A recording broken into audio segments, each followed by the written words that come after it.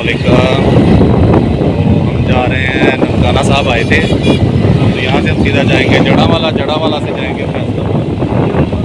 चला तो जड़ावाला तक सफ़र देखने के लिए हमारे साथ रहिए। ये व्लॉग में हम आपको जड़ावाला दिखाते हैं, ननकाना साहब से जड़ावाला। ननकाना साहब तो जड़ावाला का सफ़र है 34 किलोमीटर का सफ़र है तो जोड़ा तकरीबन 45 तो 50 मिनट के सब कवर हो जाता है। साढ़े नाल रेल चलते हैं। असी ननकाना साहब तो निकले आए हैं, ननकाना साहब तो जड़ावाला की तरफ जा रहे हैं। सड़क काफ़ी अच्छी बनी है, देखो आसे पासे पूरी हरियाली है, इधर मुंजी लगी हुई है। तो देखो बड़ी अच्छी सड़क बनी है, नाल आसे पासे हरियाली भी बहुत अच्छी है। हरियाली के विचों अगर सड़क गुजरती है ना तो मौसम बड़ा प्यारा लगता। देखो आसे पासे इधर मुंजी बीजती है। अच्छा इधरली ज़मीन भी माशाल्लाह बड़ी जरखेज़ है। इधर भी पानी लाया हुआ है, मुंजी लगन की तैयारी के विच। इधर देखो कितना माशाल्लाह पानी लाता है। तो इधरली ज़मीन मैं गल कर रहा सीगा बड़ी जरखेज़ है। वैसे तो पंजाब सारी की ज़मीन जरखेज़ है, लेकिन इधरली ज़मीन भी माशाल्लाह हर पासे तुहानूं हरियाली नज़र आती है, हर पासे तुहानूं फसलां नज़र आती है। तो देखो इधर भी मुंजी की तैयारी लगी हुई है, बड़ी अच्छी सड़क बनी है।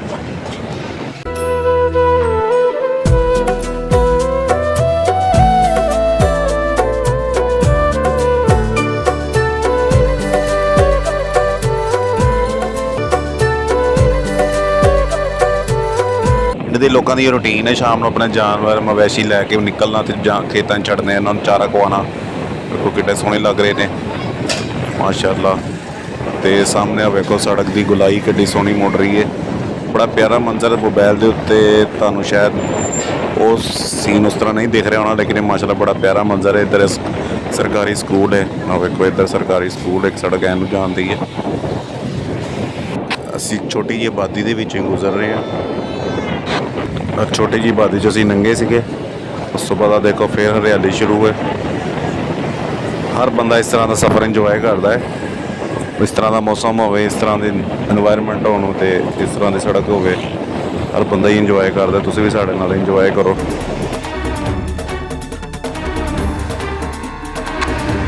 एक छोटे ਜਿਹੇ पिंड की अदू शुरू हुई है, नाल इत्थे शुरू दे विच एक दरबार है, ये किसी सूफी बजुर्ग बंदे का दरबार है। तो उस तो बाद देखो माशाल्लाह दरख्त देखो किड्डी छां है इहदी, नाल ही आबादी शुरू हो गई है। पिंडां दे विच एक जगह दूसरी जाने बस जा रही है। देखो जड़ावाले तो ननकाना साहब जा रही है बस। तो देखो आसे पासे बहुत ज़्यादा हरियाली है। शाम का टाइम है तो वेखो लोग अपने फसलों के विच अपने खेतों में बैठे काम कर रहे हैं। इस टाइम कोई अपने मवेशी लैके निकले किसी आ देखो ये भी छोटा जिहा पिंड आ गया है। आ पिंड दे विचों लंघ रहे हैं। पिंड की आबादी के माशाल्लाह ये गल है कि हर पिंड के सरकारी स्कूल लाजमी है, बच्चे पढ़ते हैं। देखो एक स्टूडेंट साढ़े कोलों लंघ के गया अगे, तो असीं जंगल टाइप से लंघन डे हैं। बड़ा अच्छा सफ़र जा रहा है अल्हम्दुलिल्लाह।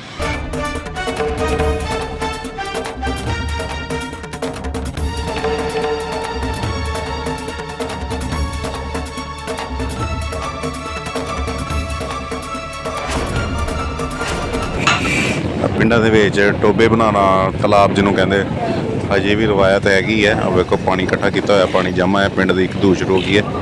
ਸ਼ੁਰੂ 'ਚ ਰੋਡ ਦੇ ਉੱਤੇ ਮਾਸ਼ਾਅੱਲਾ ਦੇਖੋ ਬੜੀ ਪਿਆਰੀ ਛੋਟੀ ਜਿਹੀ ਮਸਜਿਦ ਹੈ, ਬੜੀ ਪਿਆਰੀ ਬਣੀ ਹੋਈ ਹੈ। ਅਤੇ ਅਸੀਂ ਅੱਗੇ ਨੂੰ ਜਾ ਰਹੇ ਹਾਂ, ਸਾਡਾ ਸਫ਼ਰ ਜੜਾਵਾਲੇ ਦੀ ਤਰਫ ਜਾ ਰਿਹਾ।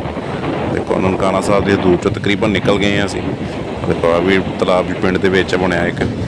ਇੱਥੋਂ ਲੋਕ ਜਾਨਵਰ ਨਵਾਉਂਦੇ ਨੇ, ਜਾਨਵਰਾਂ ਨੂੰ ਪਾਣੀ ਪੂਣੀ ਪਿਲਾਉਂਦੇ ਨੇ।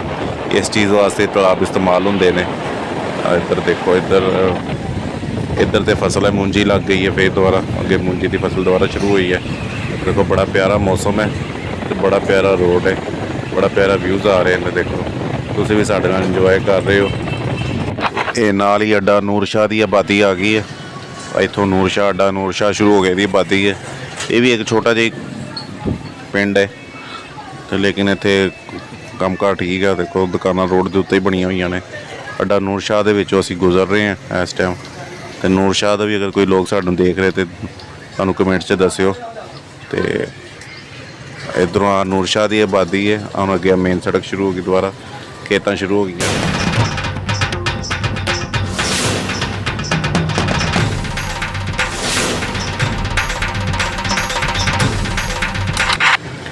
इत्थों जी मंडी बुचियाना की आबादी शुरू हो गई है। 656 7 ਜੀਂਬੇ ਦੀ ਆਬਾਦੀ ਹੈ ਮੰਡੀ ਬਚਿਆਣਾ। ਇਹ ਕਾਫੀ ਵੱਡਾ ਪਿੰਡ ਹੈ, ਕਾਫੀ ਵੱਡਾ ਅੱਡਾ ਹੈ। ਜੜ੍ਹਾਂਵਾਲਾ ਦੇ ਨਨਕਾਣਾ ਸਾਹਿਬ ਦੇ ਦਰਮਿਆਨ ਦੇ ਵਿੱਚ ਇਹ ਆਉਂਦਾ ਹੈ। ਇੱਧਰ ਦੇਖੋ ਕਾਫੀ ਜ਼ਿਆਦਾ ਆਬਾਦੀ ਇਹਦੀ। ਇੱਧਰ ਵੇਖੋ ਰੋਡ ਦੇ ਉੱਤੇ ਦੁਕਾਨਾਂ ਨੇ, ਇੱਕ ਪਾਸੇ ਜੰਗਲਾਤ ਦਰਖਤ ਲੱਗੇ ਨੇ।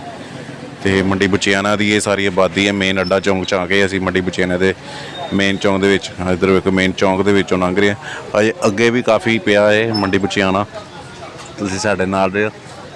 ਤੇ ਮੰਡੀ ਬਚਿਆਣਾ ਦੇ ਲੋਕ ਵੀ ਅਗਰ ਕੋਈ ਸਾਡੇ ਨਾਲ ਹੈਗੇ ਤਾਂ ਸਾਨੂੰ ਇਹਦੀ ਹਿਸਟਰੀ, ਇਹਦੇ ਕੋਈ ਮਸ਼ਹੂਰ ਲੋਕ ਵਗੈਰਾ ਸਾਨੂੰ ਦੱਸੋ, ਸਾਨੂੰ ਕਮੈਂਟ ਕਰੋ। ਆ ਦੇਖੋ ਇੱਥੇ ਛੋਟੀਆਂ ਹਾਈਐਸਾਂ ਲੱਗੀਆਂ ਹੋਈਆਂ ਨੇ ਜਿਹੜੀਆਂ ਫੈਸਲਾਬਾਦ ਨੂੰ ਜਾਂਦੀਆਂ ਨੇ, ਇੱਧਰੋਂ ਨਨਕਾਣਾ ਸਾਹਿਬ ਨੂੰ ਜਾਂਦੀਆਂ ਨੇ, ਔਰ ਜੜ੍ਹਾਂ ਵਾਲੇ ਤੱਕ ਜਾਂਦੀਆਂ ਨੇ। ਆ ਮੰਡੀ ਬਚਿਆਣਾ ਹੀ ਸਾਰਾ ਚੱਲ ਰਿਹਾ ਹੈ। ਆ ਵੇਖੋ ਮੰਡੀ ਬਚਿਆਣੇ ਦਾ ਮੇਨ ਬਾਜ਼ਾਰ ਆ ਗਿਆ ਹੈ। ਤੇ ਆ ਵੇਖੋ ਇੱਧਰ ਮੇਨ ਬਾਜ਼ਾਰ ਦੇ ਵਿੱਚ ਅਸੀਂ ਮੰਡੀ ਬਚਿਆਣੇ ਦੇ ਕਾਫੀ ਕਾਰੋਬਾਰੀ ਸਰਗਰਮੀਆਂ ਇੱਥੇ ਹੁੰਦੀਆਂ ਨੇ। ਬਾਕੀ ਛੋਟੇ ਛੋਟੇ ਪਿੰਡਾਂ ਦੇ ਆਸੇ-ਪਾਸੇ ਸਾਰੇ ਪਿੰਡਾਂ ਦੇ ਲੋਕ ਜ਼ਰੂਰਾਤੀ ਚੀਜ਼ਾਂ ਲੈਣ ਵਾਸਤੇ ਇੱਧਰ ਨੂੰ ਹੀ ਰੁੱਖ ਕਰਦੇ ਨੇ, ਕਿਉਂਕਿ ਇਹਨਾਂ ਦੇ ਨਜ਼ਦੀਕ ਪੈਂਦਾ ਹੈ। ਮੰਡੀ ਬਚਿਆਣਾ ਦੇ ਵਿੱਚੋਂ ਅਸੀਂ ਗੁਜ਼ਰ ਰਹੇ ਹਾਂ। ਵੇਖੋ ਕਾਫੀ ਦੇਰ ਤੋਂ ਅੱਡਾ ਸ਼ੁਰੂ ਹੋਇਆ ਤੇ ਹੁਣ ਤੱਕ ਇਹ ਮੰਡੀ ਬਚਿਆਣੇ ਦਾ ਅੱਡਾ ਚੱਲ ਰਿਹਾ ਹੈ। ਤੇ ਆ ਇੱਧਰ ਦੇਖੋ ਮੰਡੀ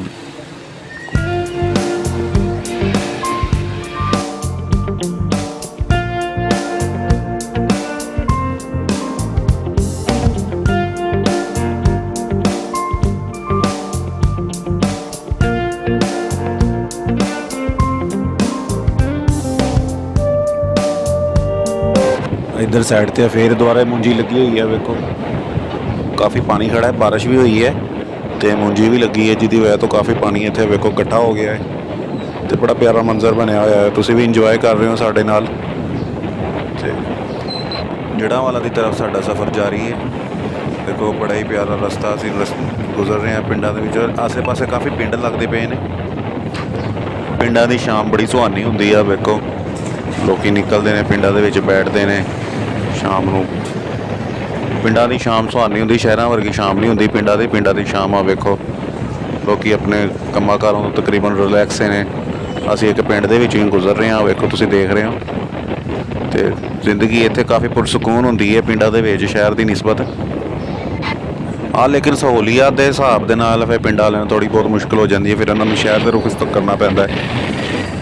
ਤੇ ਇਸ ਕਰਕੇ ਸ਼ਹਿਰ ਦੀ ਜ਼ਿੰਦਗੀ ਦੇ ਆਪਣੇ ਫਾਇਦੇ ਨੇ ਤੇ ਪਿੰਡ ਦੀ ਜ਼ਿੰਦਗੀ ਦੇ ਆਪਣੇ ਫਾਇਦੇ ਨੇ। ਤੁਹਾਡੀ ਇਸ ਬਾਰੇ ਦੇ ਵਿੱਚ ਕੀ ਰਾਏ ਹੈ? ਤੁਸੀਂ ਪਿੰਡ 'ਚ ਰਹਿੰਦੇ ਹੋ, ਸ਼ਹਿਰ 'ਚ ਰਹਿੰਦੇ ਹੋ, ਤੁਹਾਡੀ ਇਸ ਬਾਰੇ 'ਚ ਕੀ ਰਾਏ? ਸ਼ਹਿਰ ਦੀ ਜ਼ਿੰਦਗੀ ਜ਼ਿਆਦਾ ਬਿਹਤਰ ਹੈ ਜਾਂ ਪਿੰਡ ਦੀ ਜ਼ਿੰਦਗੀ ਜ਼ਿਆਦਾ ਬਿਹਤਰ ਹੈ? ਕਮੈਂਟ 'ਚ ਲਾਜ਼ਮੀ ਦੱਸਿਓ। ਸੜਕ ਦੇ ਨਾ ਇਰਦ ਗਿਰਦ ਇੰਨੇ ਘਣੇ ਆ, ਵੇਖੋ ਪੌਦੇ ਦਰਖਤ ਵਗੈਰਾ ਲੱਗੇ ਨੇ। ਇਸ ਤਰ੍ਹਾਂ ਲੱਗ ਰਿਹਾ ਜਿਸ ਤਰ੍ਹਾਂ ਅਸੀਂ ਕਿਸੇ ਜੰਗਲ ਦੇ ਵਿੱਚੋਂ ਗੁਜ਼ਰ ਰਹੇ ਹਾਂ। ਬੜਾ ਹੀ ਅੱਛਾ ਮੰਜ਼ਰ ਲੱਗ ਰਿਹਾ, ਬਹੁਤ ਹੀ ਪਿਆਰਾ ਮੰਜ਼ਰ ਲੱਗ ਰਿਹਾ ਹੈ। ਤੁਹਾਨੂੰ ਕਿਹਦਾ ਲੱਗ ਰਿਹਾ ਹੈ?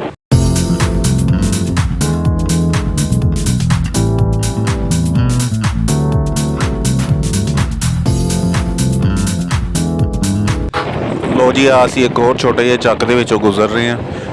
ਨਨਕਾਣਾ ਸਾਹਿਬ ਤੋਂ ਜੜ੍ਹਾਂਵਾਲਾ ਜਾਂਦੇ ਹੋਏ ਨਾ ਰਸਤੇ ਦੇ ਵਿੱਚ ਛੋਟੇ ਛੋਟੇ ਚੱਕ ਆਉਂਦੇ ਨੇ।